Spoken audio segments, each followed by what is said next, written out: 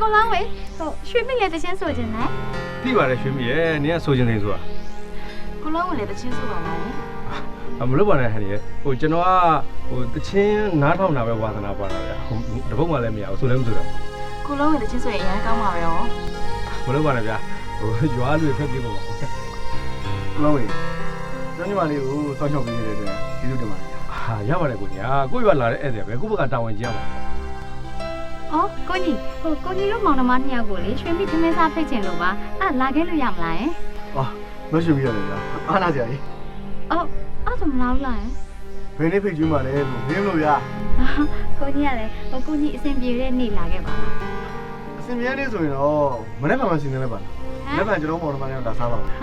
ဟုတ်ကဲ့အဲ့ဆိုကိုလောင်းဝေပဲဖြစ်ပါလားအခေါ်လိုက်ရတာလို့ ဟုတ် ဟုတ်မကြွေးပါဘူးရွှေမိကသူ့ကိုစေတနာဦးမရှိတာလာအင်းပါကွာ